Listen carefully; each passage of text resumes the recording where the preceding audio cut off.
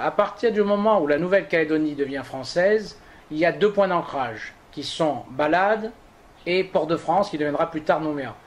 On voit tout de suite que la principale question qui se pose, ce sont les communications. Comment faire pour pouvoir installer des personnes dans toute la grande terre de la Nouvelle-Calédonie et qu'elles soient en contact avec Nouméa, avec l'extérieur, par l'intermédiaire du port de Nouméa. Donc il faut effectivement mettre en place des moyens de communication. Alors il faut bien se rendre compte que Nouméa, entre la prise de possession et sa création en 1854 et les 10 premières années, ce n'est qu'un camp, un campement militaire avec des tentes, avec des maisons en planches et les premières maisons en dur pour l'administration et pour l'armée. À partir de là, il faut créer des routes qui vont permettre d'aller dans l'arrière-pays et d'installer petit à petit des colons. La première route, ça a été tout simplement pour la vallée des colons. Puis ensuite, petit à petit, on va jusqu'à Païta. Et c'est là qu'arrive le premier obstacle, les rivières. Et les rivières veut dire mettre en place des ponts, et le premier a été mis en place en 1868. En 1885, parti de Nouméa, le courrier était acheminé jusqu'à Païta par la malle-poste, puis par un cavalier jusqu'à Bouraille, et par des hommes à pied sur la côte est et vers le nord jusqu'à Ouégua, où il arrivait 11 jours après. Au jour d'aujourd'hui, si je poste ce courrier, il faudra compter J+2 pour qu'il arrive. En 1901, la construction d'un chemin de fer commença, dont le premier coup de pioche inaugural a été donné le 17 août. Il devait atteindre Kanala et Bouraille, mais n'atteindra que Dimbéa en 1906 et Païta le 1er janvier 1914. N'étant pas rentable, il sera supprimé le 1er janvier 1940. Le grand problème de la Nouvelle-Calédonie à l'époque, c'est le manque de bras.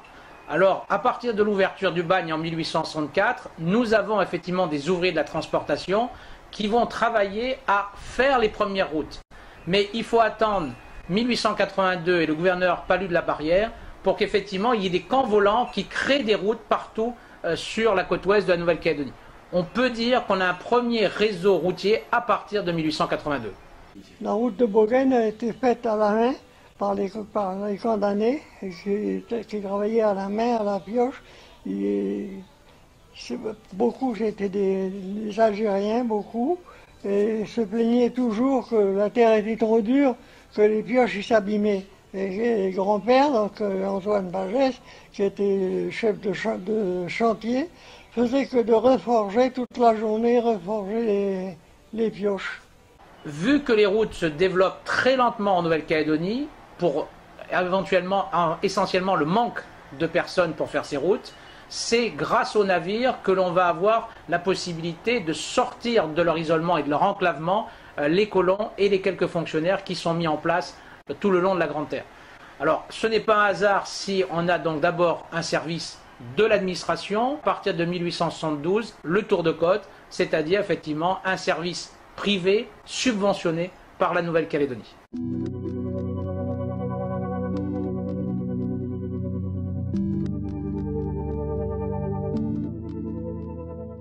Alors le tour de côte, il passait une fois par mois, il ravitaillait Bouraille, mais s'arrêtait au récif parce qu'il ne pouvait pas rentrer, il avait un tirant d'eau trop faire.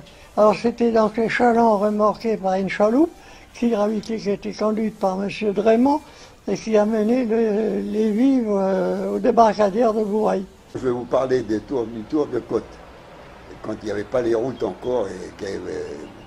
Tout était ravitaillé par le bateau qui partait de Nouméa et qui montait jusque dans le nord. Et il faisait les escales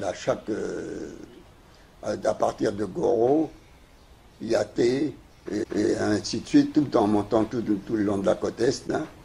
Et on mettait, il y avait des fois quand ça dépendait des endroits où il y avait beaucoup de produits à débarquer, où il fallait attendre des heures ou même presque une journée entière.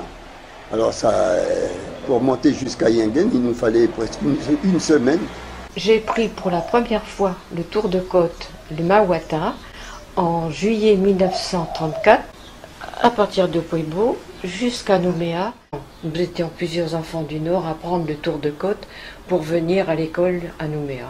J'étais à l'école à Wailou, puis de Wailou, j'ai pris le tour des côtes à Wailou pour venir à Tao. Pour circuler en Nouvelle-Calédonie, au début, quand il s'agissait de circuler à cheval, ça ne présentait pas tellement de problèmes, effectivement. Lorsqu'il s'agit de circuler en voiture à cheval, au début, le problème se sont vite présentés lorsqu'il s'agissait de franchir les rivières, les cours d'eau. Et donc, au départ, on essayait de les franchir au niveau de gués, c'est-à-dire un endroit où il y avait des pierres qui étaient à la surface de l'eau, donc on pouvait passer sans problème, traverser ces petits ruisseaux, sauf quand ils étaient en crue, naturellement. Mais très vite, on a été obligé de construire ce qu'on appelait des radiers, c'est-à-dire c'était des petites constructions, soit en ciment ou en pierre. Quand j'étais petit, j'ai connu la passerelle en bois qui rejoignait Bourail. C'était des gros plateaux madriers. Non, dès qu'il y avait une crue, on ne passait plus. Hein. Ce qui est important aussi de voir, c'est à quel endroit s'installent les premiers colons calédoniens. Eh bien, ce sont aux embouchures des rivières. Pour deux grandes raisons. La première, c'est que les navires de l'armée, puis ensuite les navires privés, évidemment arrivent par les trous qui sont faits dans le récif et qui arrivent jusqu'à ces embouchures de rivières.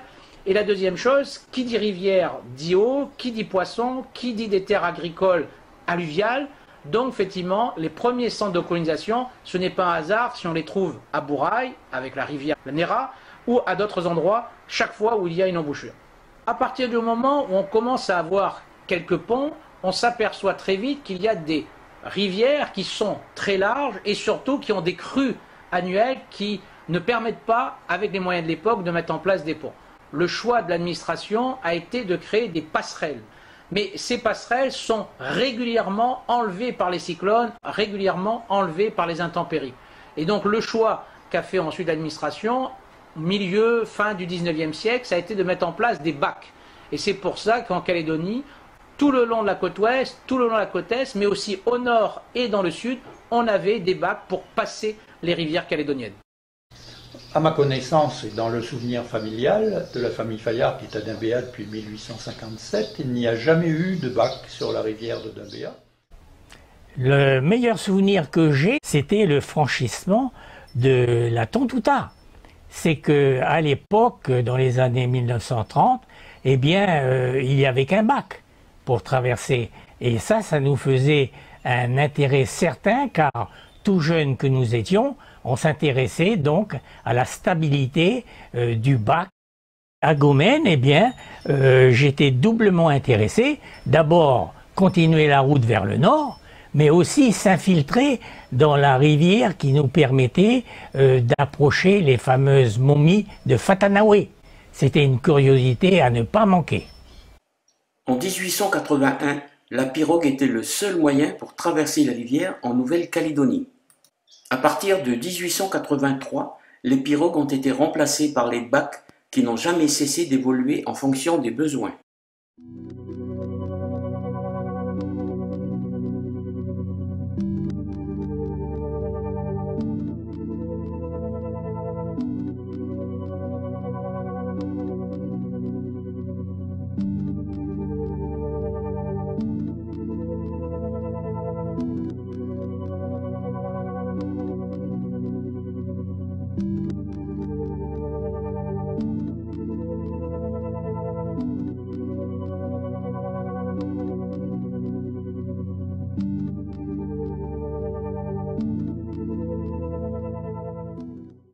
La grande évolution au niveau des routes et donc des communications terrestres en Nouvelle-Calédonie, c'est à la fois les années 36 et les années 40.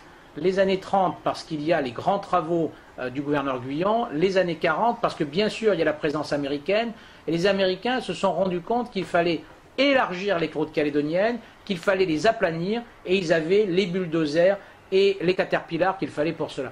Donc à partir du moment où on a des routes qui commencent à devenir convenables, grosso modo sur l'ensemble de la Grande Terre, le côté caboteur du tour de côte disparaît. On considère que c'est en 1936 que le tour de côte s'arrête en tant que tel, sachant qu'il continue sur les îles Loyauté. puisqu'il y avait effectivement la nécessité de sortir le copra des îles Loyauté vers Nouméa et de pouvoir le valoriser. Mais toujours est-il que en Calédonie, ça y est, à partir des années 1945, c'est la route qui draine l'ensemble du pays. À partir du moment où les premières routes qui se sont développées étaient là tout le long de la côte ouest, bien sûr, les premiers bacs ont été mis en place sur la côte ouest de la Grande Terre. Avec le temps, ce sont les premiers bacs qui ont été remplacés effectivement par des ponts, les uns après les autres. Ce qui fait qu'au XXe siècle, et en particulier après la Seconde Guerre mondiale, à quel endroit reste-t-il des bacs? Dans l'extrême sud de la Calédonie, on pense à Yaté. Dans le nord de la Calédonie, évidemment sur le nord-est de la Calédonie, le nord de la côte est, c'est là qu'étaient les derniers bacs, et c'est pour cela qu'il y a encore une mémoire orale de nos anciens sur, effectivement, ces bacs de la côte est.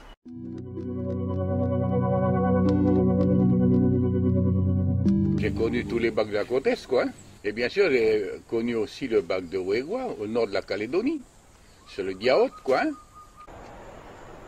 Passeur de bac à Wegwa, j'ai commencé en 1950 et terminé en 1984. Combien d'années avez-vous travaillé seul au bac de Wegwa? 15 ans. Enfin, c'est seul. C'est quand c'est trop dur, par exemple, je payais quelqu'un. Je payais quelqu'un pour m'aider. Il n'y avait pas de bac, il n'y avait pas de moteur. 15 ans après, ils ont mis le moteur. Oui, c'est plus machin, parce que après on a chacun notre tour. Quoi. On prend par exemple de midi jusqu'au lendemain à midi. L'autre qui a remplacé chacun comme ça. Là. Il y a quelqu'un qui vient me remplacer, il y a eu des accidents, toi, les voitures vont tomber dans l'eau. Il n'y a rien, il n'y a pas de limite. Là, les voitures ils rentrent dans le bac. Alors il y en a, ils ont des freins, ça va, ils freinent, mais il y en a, c'est pour faire décoller le bac, ils font un coup comme ça, là. Mais après, des fois ils montent sur le tablier comme ça, là. Et puis peut-être qu'ils ont peur, ou peut-être machin, ils freinent, ça. Le bac, il part, puis la voiture, il tombe dans l'eau, là. C'était dur, hein, il faut pas dormir la nuit, hein, c'est toujours rester là pour veiller, qu'il y a une voiture qui arrive de l'autre côté. C'était mon travail et j'aime bien, toi, je respectais jamais, je suis content de mon travail. Et en redescendant sur la côte est, il y avait le bac de Puebo. J'ai connu le bac de Puebo qui servait uniquement à transporter les piétons ou les voitures très légères. Et plus bas à Tao, il y avait le bac qu'on appelait le bac Chambonnier parce que c'était le passeur de bac, monsieur Chambonnier. Et encore plus bas, la cascade de Tao, il y avait un bac aussi. J'ai connu le bac de Tao, hein. C'était monsieur Chambonnier Ferdinand qui passait que les passagers. Hein. Il n'y avait pas de voiture en ce temps-là. Les voitures arrêtaient simplement à Yingen. Alors j'ai aussi connu un autre bac qui était passé par monsieur Pierre Farino, hein, à Tao. Et puis, il passait uniquement que les passagers. Avec mon copain Robert Soulard, du lycée technique, nous avions projeté de faire un tour de Calédonie avec nos vélomoteurs. Le magazine Corail avait relaté notre aventure dans sa parution du 18 juillet 1963. Nous sommes partis de Nouméa et nous avons emprunté la côte est en traversant les rivières et les bacs de Tchamba, Amoa, Kiwaka, Tipingé, Yingen, où nous avons d'ailleurs passé une nuit à l'hôtel Maître Pierre à Yingen. Puis après, nous avons passé le bac de Tangen. La route s'arrêtait à la Wayem, où nous avons dû traverser sur une petite plaque les vélomoteurs, puisque à l'époque, il n'y avait pas de bac. Vu qu'il n'y avait plus de route après la Wayem, nous avons dû cheminer une grande partie du parcours sur des chemins muletiers, à travers divers marécages, où on s'est embourbé, où on s'est fait bouffer par les moustiques. Il a même fallu cheminer parfois au clair de lune à marée basse sur le platier. On s'était perdu. Il n'y avait aucun repère pour pouvoir se retrouver. Et la première route qu'on a trouvée au bout de ce périple, c'est Puebo. On est arrivé à Pueblo et on a retrouvé un semblant de route. Et après, on a recheminé Kumak tout le long de la côte ouest, en dormant le soir sur les bas-côtés de route pour rejoindre Bouraï et Nouméa. Aujourd'hui, il ne reste en Calédonie que le bac de la Wayem, et je dirais qu'il est doublement important. Bien entendu, parce qu'il continue à fonctionner, il continue à apporter un service aux gens du nord de la Calédonie, mais aussi sur le plan patrimonial, parce qu'il rappelle l'époque pionnière de la Calédonie, et il peut être un atout à la fois patrimonial et touristique. Donc si ce bac de la Wayem pourrait perdurer, en étant adapté, en étant, je dirais, mis en valeur par le service de la culture de la province Nord, cela serait une bonne chose pour l'ensemble des Calédoniens. Conservé pour les touristes. Enfin, ça embête un peu les gens du coin, mais enfin, pour les touristes, ils sont toujours gardés, quoi. Moi, je suis originaire de la tribu de Wendik. Et voilà, tous les jours, on passe le bac. Concernant le bac, c'est peut-être mieux pour les touristes, mais nous qui sommes du coin, c'est pas du tout convenable. Le bac de la Wayem, c'est bon pour les touristes, mais voilà, les gens du coin, ça les arrange pas tellement. Quand il y a des deuils, des trucs comme ça, des concerts du côté de Pueblo, mais voilà, on se retrouve avec des fils de voitures. Oui, je suis toujours admiratif de ce bac de la Wayem qui est vraiment le témoignage de la façon dont voyageaient les gens avant. Et on voit tous les efforts qu'il faut faire pour se déplacer lorsque les routes et les ponts n'existaient pas. Et je trouve que c'est très bien qu'on entretienne ce bac et qu'il puisse encore marcher aujourd'hui et fonctionner d'une façon aussi efficace. Et là, nous allons aux cascades de Tao faire de la photographie et c'est déjà, prendre le bac, c'est déjà fait partie du voyage et de la découverte de la Calédonie. C'est formidable. Souvent, on se retrouve avec des gens qu'on n'a pas vus depuis longtemps. Et comme on attendait sur le bord de la rivière, on attendait l'arrivée du bac, ça nous permet de discuter un peu, des fois boire un petit coup. On arrive de là, on a été chercher un collègue là pour faire un travail. Et par rapport au passage ici à la rivière, là, on est toujours embêté par ce bac là qui prend du temps, il avance comme une tortue. Et en plus, quand il pleut un petit peu, ils sont obligés de le retirer parce que c'est dangereux, quoi. Ça risque de partir avec des gens dessus, et puis voilà. Non seulement ça, mais après, ça pénalise les enfants pour l'école. Par exemple, pour le travail, pour le mauvais temps surtout, pour nos enfants qui vont à l'école, parce que figurez-vous qu'ils prennent le bac dès le matin, ils retournent le soir. Pendant les mauvais temps, ils loupent l'école, comme nous aussi.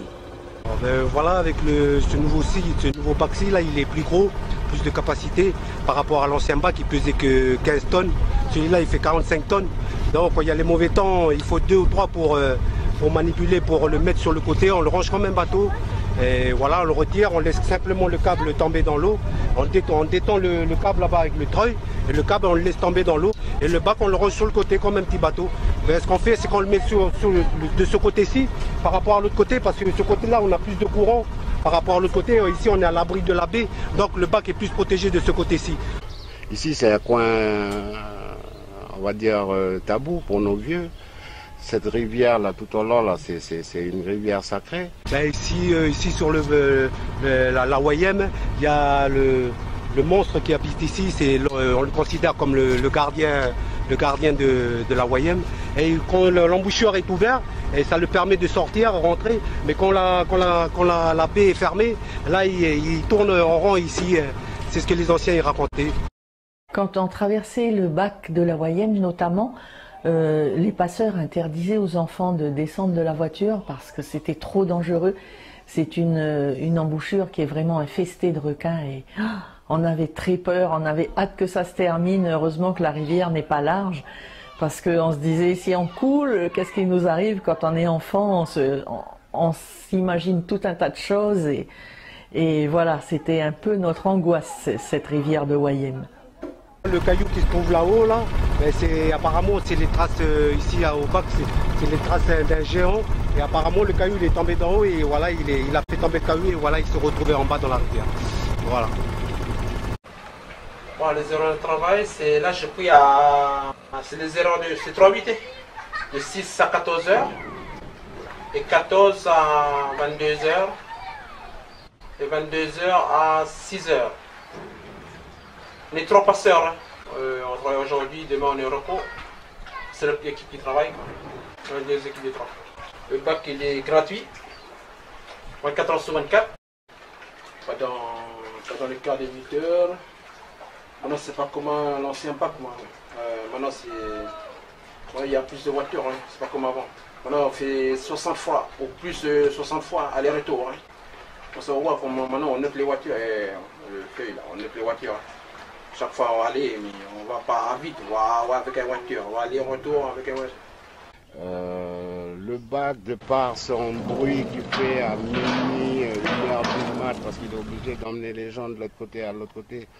C'est bien joli le bac pour les touristes, hein, ils vont apprécier, c'est peut-être le dernier en fonction ici sur le pays.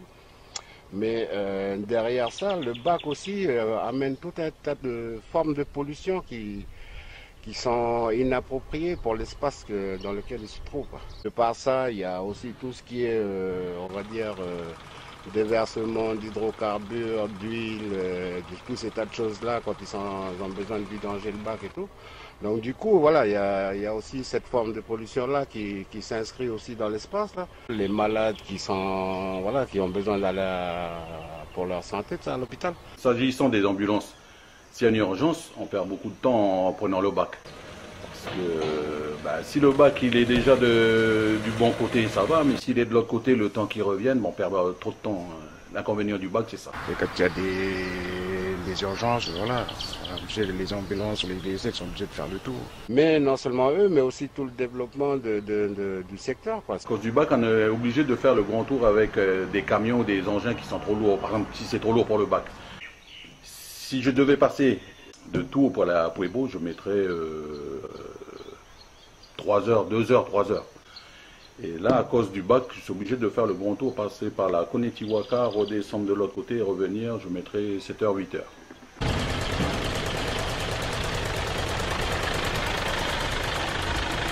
Ça a pris 10 minutes. Moi, j'ai connu le bac de Tangen. Alors, je me souviens, étant gamin, je devais avoir 12-13 ans. On était en camp scout à Tiendanit et on a décidé d'aller monter le Mont Panier.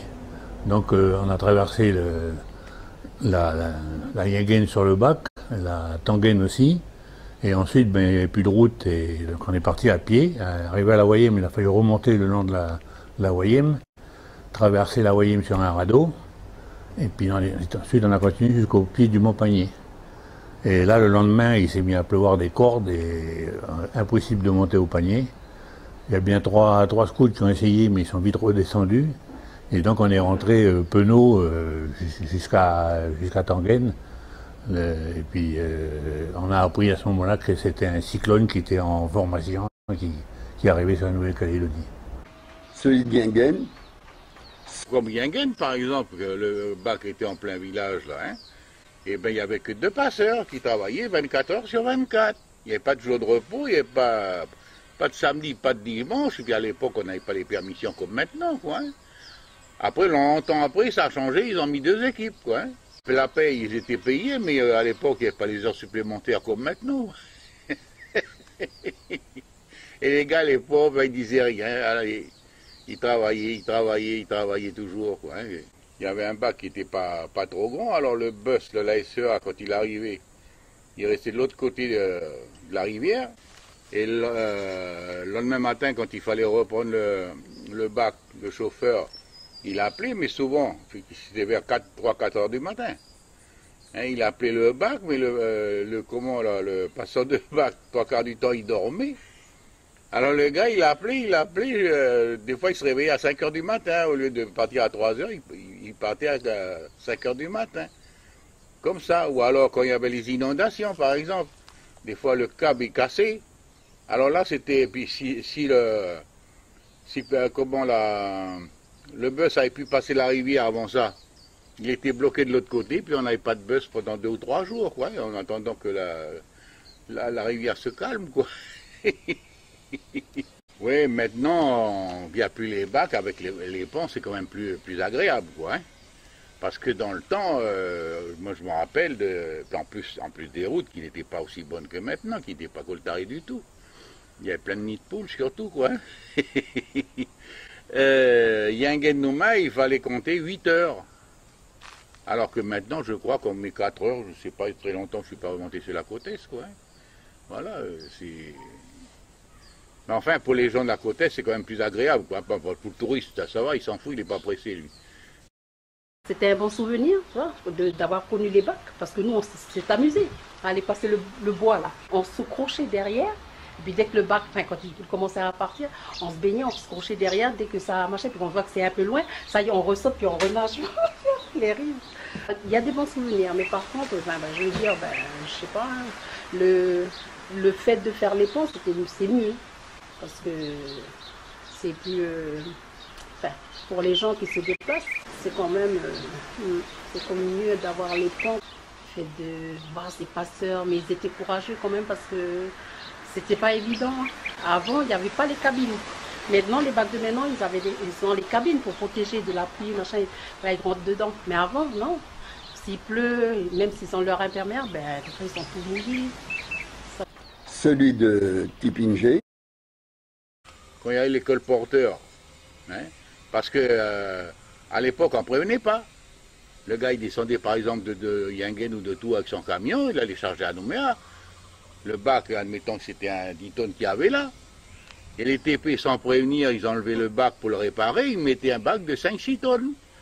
Alors le pauvre gars, il arrivait là, pas moyen de passer parce que c'est trop chargé. Il déchargeait la marchandise d'un côté, il passait le camion. Il retournait, il chargeait toute la marchandise sur le bac, arrivé de l'autre côté, il déchargeait pour recharger son camion. Et puis voilà, à l'époque, comment c'était avec les bacs, quoi. C'est pour ça qu'aujourd'hui, avec les ponts, c'est quand même plus facile, quoi. Hein. Et puis les camions, ils ont doublé de chargement. C'est plus des 5-6 tonnes comme avant, ou 10 tonnes.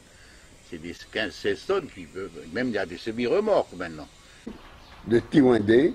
Oui, alors, on était tous sur le bac, et puis... Voilà qu'on entend un bruit de moteur. Un moteur, le bac il n'avait pas de moteur à l'époque, c'était les pieds. Donc on voit une voiture qui s'amène et puis les passeurs ils font signe de ne pas venir. Quoi. Ils ont dit d'attendre. Et puis d'un seul coup la voiture elle commence à descendre la jetée. Puis les mecs ils m'ont dit mais ils vont se noyer, ils vont se noyer. Et puis non, la voiture elle s'est mise à flotter et puis elle est passée tranquillement à côté de nous là. Moteur en ronron, elle est remontée sur la berge opposée, les passeurs, eux autres, ils n'actionnaient plus le bac, puisque le câble, puisque c'était une voiture qu'on n'avait jamais vue. Et ils ont remonté de l'autre côté, il y avait que les Américains pour faire des conneries pareilles. Thiem.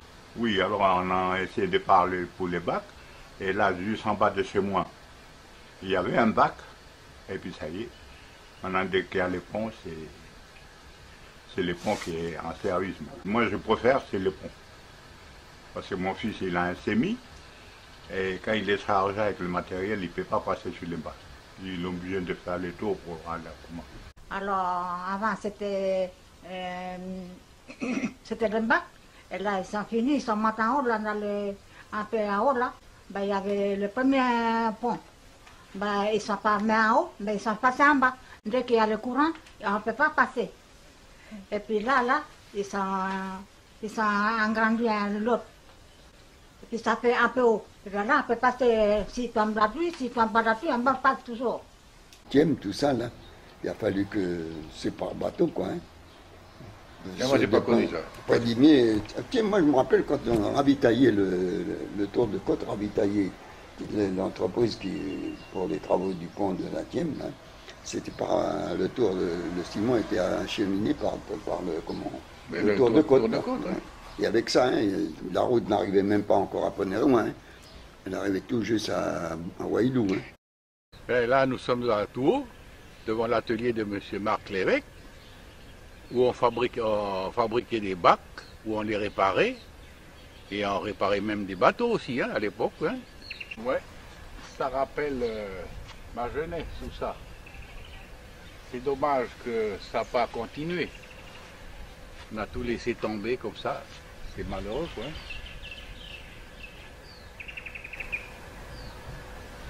Ah oui. Maintenant, on ne fait plus que des bateaux en plastique, on ne fait plus de bateaux en bois. C'est pour ça qu'ils ont arrêté, je pense.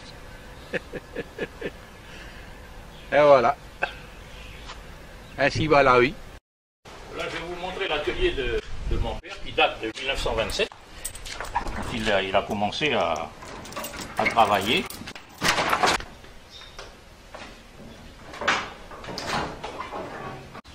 Et là, il a commencé à faire des petits bacs pour passer les rivières avec plutôt des voitures à bœufs ou tout ce qu'il voulait, parce qu'il n'y avait pas grand-chose à cette époque-là.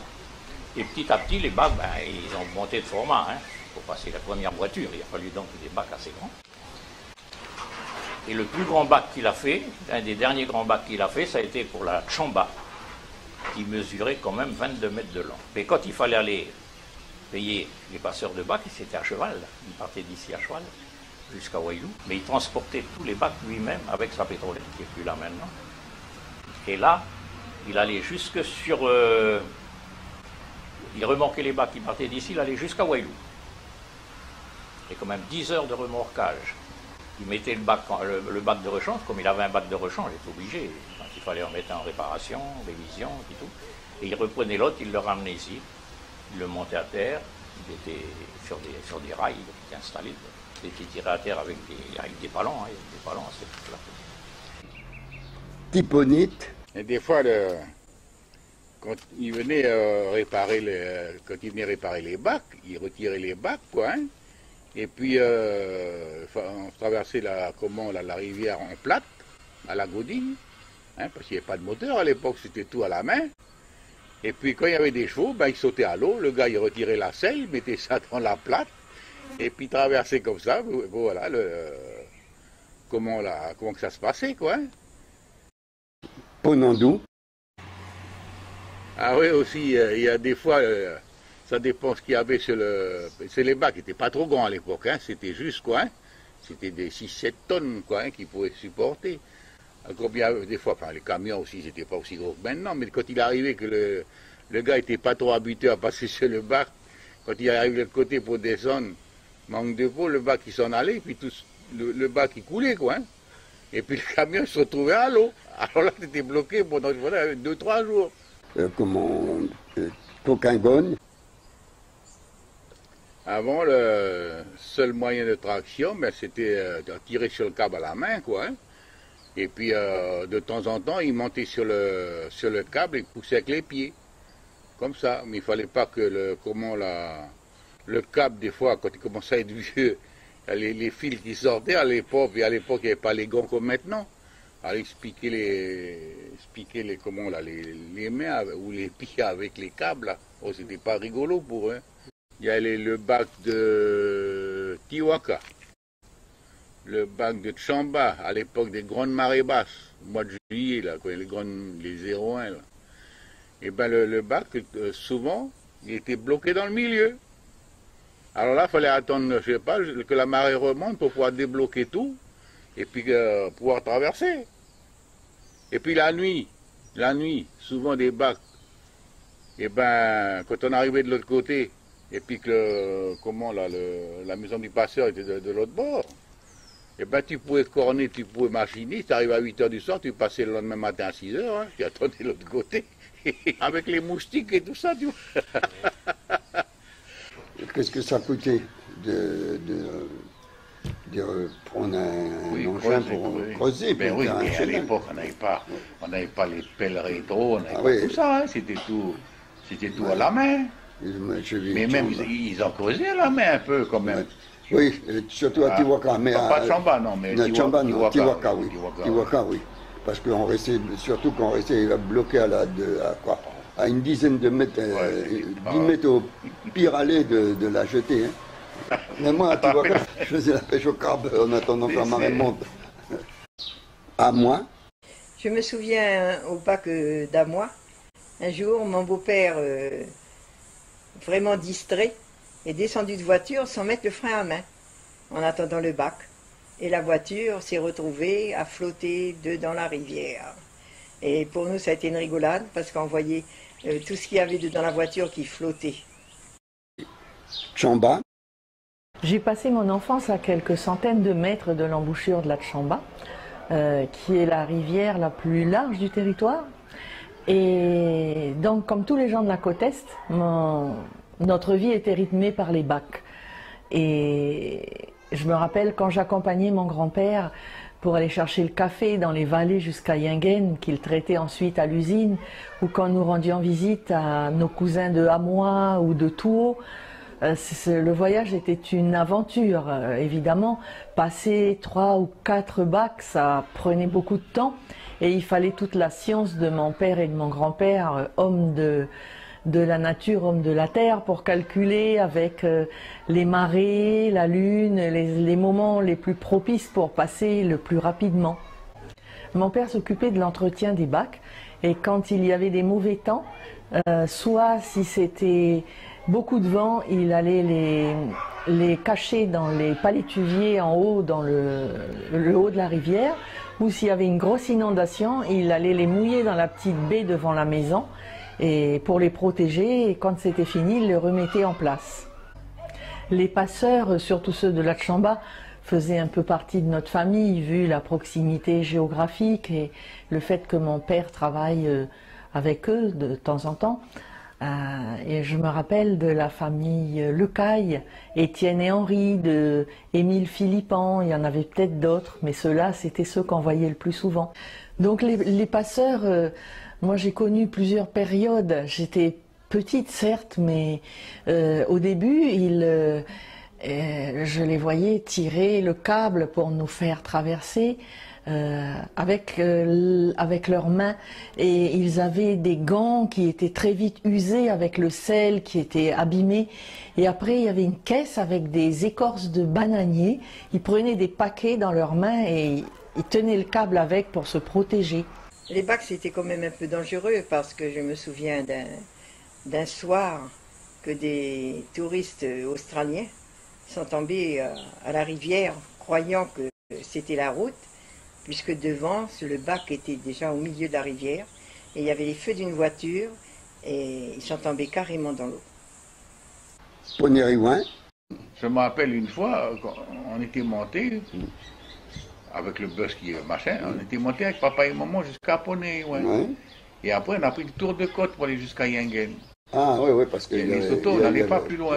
Ouais. Enfin, le bus, tout au moins, quoi. Oui, parce que la route n'était pas encore... Ah non. Et Waïlou. J'ai passé le bac de Waïlou, j'avais 16 ans. Et ça m'avait impressionné parce que j'étais une fille de la ville et je ne savais pas ce que c'était. Mais alors les passeurs ont monté à pied sur le câble pour faire avancer le bac. C'était vraiment quelque chose que j'avais jamais vu. Waïlou, j'ai connu une fois quand je suis descendu pour la première fois à Nouméa, parce qu'ils avaient remis le bac, le pont qu'ils avaient fait, il s'était cassé la figure. Les passeurs connaissaient vraiment bien leur travail, parce que par exemple pour répartir les voitures sur le bac selon leur poids, leur taille, leur longueur, ils faisaient rentrer chacun au bon endroit, et quelquefois à la marée basse, le bac était collé sur la berge. Il fallait avec des baramines le pousser, et quand on n'y arrivait pas, il faisait redescendre tout le monde, et une voiture d'un quelqu'un d'habile et d'habitué, de courageux, se lançait sur le bac, freinait et pour le faire décoller juste un petit peu et refaisait monter les autres. C'était toujours des questions de... Par exemple, quand il y avait une file de voitures, quand on revenait le dimanche soir, il y avait une file de voitures. Là, c'était aussi compliqué. Il n'y a pas qu'à Nouméa qu'il y avait des embouteillages. Et quand il y avait le tour cycliste, là, c'était quand même assez particulier. Ça demandait une organisation tout à fait particulière. Et plus bas sur la côte est, entre Waïlou et Yaté, il y a le village de Thio, où 2 bacs provisoires ont été installés. Le premier sur la rivière de Thio dans les années 50, pour remplacer le pont flottant détruit par un cyclone.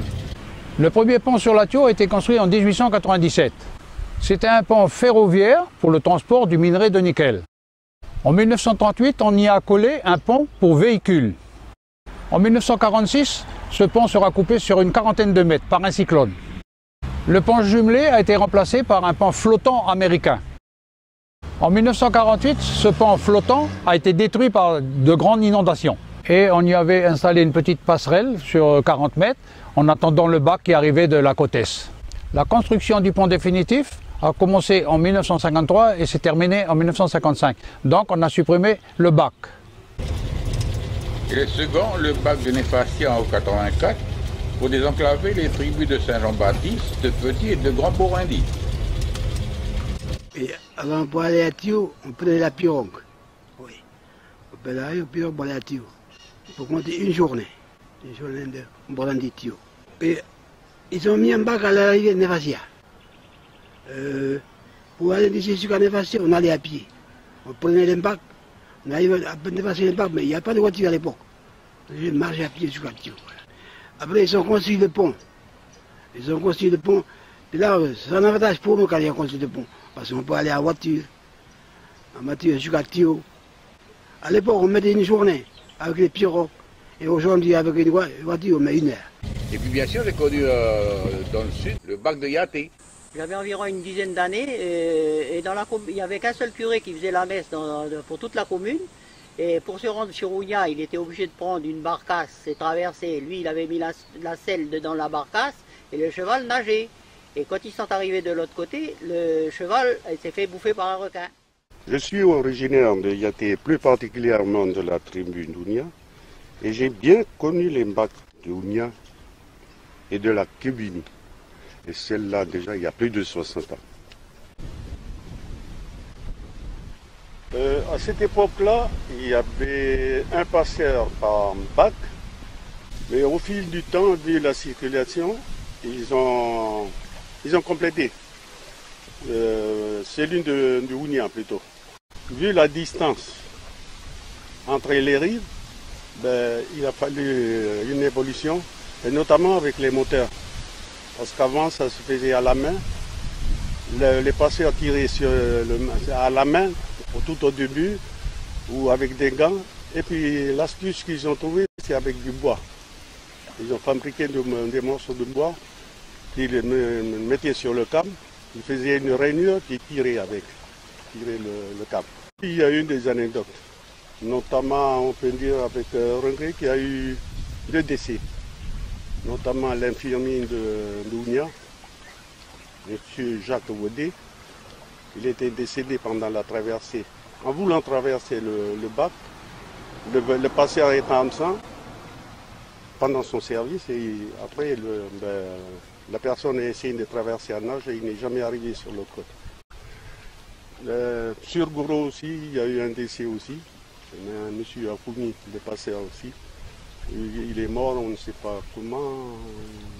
De toute façon, il était décédé pendant son travail. J'ai une anecdote à vous raconter qui a commencé par un stress puis qui s'est terminé par une bonne rigolade. On s'était déplacé dans le cadre d'un stage pour aller dans le sud et il fallait passer ce bac à l'époque, cette rivière où il y avait un bac. Et nous étions nombreux, il y avait deux grands bus. Le premier était parti bien avant pour éviter la poussière, parce que la route n'était pas goudronnée, il y avait une énorme poussière rouge, et ça laissait le temps de passer le bac en attendant qu'on arrive. Donc moi j'étais dans le deuxième, on arrive ici et plus de bac.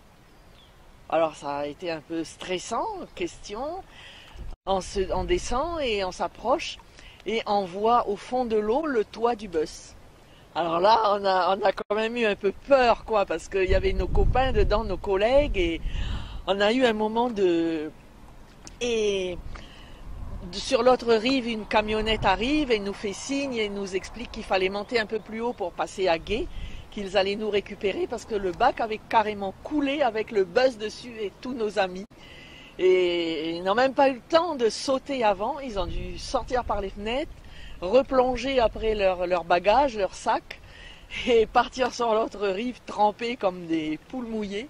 Et nous, on avait eu la chance, on était plein de poussière parce que c'était pas climatisé malgré tout. On est monté, ils nous ont récupérés, ils ont fait plusieurs voyages avec les camionnettes, et voilà. Et quand on a dû repartir au bout de quelques jours, Le bac était remis à flot, réparé. Le bus, je ne sais pas ce qu'ils en ont fait, mais il devait être en piteux état. Enfin, nous, on avait d'autres soucis, on ne s'est pas trop intéressé à ça. Fizier, ça te rappelle rien ici, là?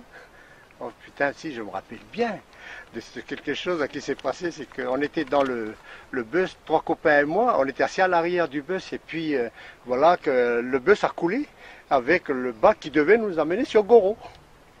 Et ça s'est passé comment, alors? Ben, ça s'est Parce passé... que nous, on est arrivés, il n'y avait plus rien, alors voilà. Bon, alors, comment ça s'est passé, c'est que nous, on était assis à l'arrière du bus, et puis nos copains qui étaient de l'autre côté, là, qui nous faisaient signe, mais on ne comprenait pas pourquoi, que c'est. Alors, on disait, ils nous faisaient tata comme partout ailleurs quand on quitte quelqu'un, mais on ne savait pas que c'était pour nous dire de sortir, quoi. Et puis, on a vu le chauffeur, le passeur qui sautait par-dessus bord, et puis c'est là qu'on a entendu une voix qui disait, mais putain, on coule, et puis là, alors là, c'était... Tout le monde dehors, on a sauté par-dessus par les fenêtres. Et puis à la nage, on a rejoint la rive, où déjà il y avait nos copains, le passeur, etc. Et puis voilà, c'était une partie de rigolade qui était là-bas parce qu'ils foutaient de notre gueule, les autres. Puis voilà. Mais comment que ça se fait que les autres étaient sur la berge et vous dans le car? Je comprends pas. C'est parce que bon voilà, le spatial, je crois qu'il savait déjà que bon, le bac n'allait pas supporter le poids des passagers, et c'est pour ça qu'il nous a dit bon, vous descendez. Et puis bon voilà, un peu têtu commun, on était jeunes à l'époque, on est resté à l'arrière du bus, et puis voilà, ce qui devait arriver, ben finit par arriver quoi. Le bac a coulé, puis alors avec après, le bus. Qu'est-ce qui s'est passé?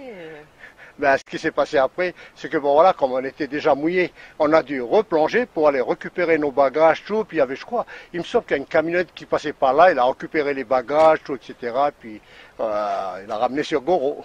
Puis nous, on était tout trompés, quoi. Et puis maintenant, d'autres anecdotes, ben, il y a eu un mariage où les mariés, ben, faute d'un mauvais amarrage avec le bac, l'accostage, ben, le bac a reculé et les mariés sont partis à l'eau, ils se sont retrouvés à l'eau. Et puis tant d'autres aussi. Donc il n'y a pas, par exemple, l'ouverture des vannes de Yaté pour le barrage, quand il y a le trop plein d'eau, comme le bac se trouve en aval. Donc Énercal à chaque fois, il signale ici au patient qu'il va y avoir une ouverture de vanne. Alors là, le patient, ben, il faut faire vite, retirer le bac, décrocher le bac du câble et puis le mettre à l'abri en attendant que l'ouverture se fasse. Et puis voilà, des choses comme ça, quoi. Autrement, il y a eu pas mal de choses, je ne m'en souviens plus. Mais sans compter qu'à chaque fois aussi que les personnes se présentaient là, il n'y a pas le passeur. Le jour ou la nuit, ben, les gens ils se jetaient à l'eau et puis ils allaient chercher le bac eux-mêmes de l'autre côté. Et il y a beaucoup d'évolution depuis, notamment pour les gens qui circulent, ceux qui vont. Et même si Ounia, c'est un cul-de-sac, autrement le pont, notamment le pont, je crois que c'était une bonne chose. Des fois dans la nuit, je me réveille, un bruit de moteur, une voiture, on dirait que un bruit de moteur du bac, et puis des fois souvent ça me réveille comme ça. Le matin de bonne heure, je ne vais pas perdu encore. Je réveille toujours à 4h50 du matin, c'est l'heure où je prends toujours mon service. Et puis je vois qu'il n'y a rien, bon, je rentre encore dans la cabane, je dors. Mais je vais mettre du temps peut-être à bien perdre le truc de bac, l'histoire du bac là. Ah, c'était... Pour moi, c'était le bon temps quand même, le bac. Hein. C'était un temps de rencontre pour les gens. Il manquait quand même un petit temps d'arrêt pour regarder, admirer un peu la nature. Soit on a les gens qui arrivent à Yaté, ils ne voient pas la nature, ils n'admirent pas la nature de Yaté, c'est beau. J'ai entendu parler du bac d'Ouvéa, mais moi, personnellement, je ne l'ai pas connu. Il existait un bac qui était plus une barge qui servait à faire le lien entre l'île d'Ouvéa et notamment la pointe de la tribu de Lékin et la pointe nord de l'île de Mouli. Nous appelions ça le bac, mais qui n'avait rien à voir avec les bacs que l'on a connus sur la Grande Terre. C'était plus une barge parce qu'elle ne servait pas qu'à traverser uniquement la passe qu'il y a entre les deux pointes, mais qui partait d'un point qui était beaucoup plus de l'intérieur et qui allait à un second point qui était plus dans l'intérieur de l'île de Mouly avec un moteur et il n'y avait pas de câble comme tous les bacs que nous avons connus sur la Grande Terre.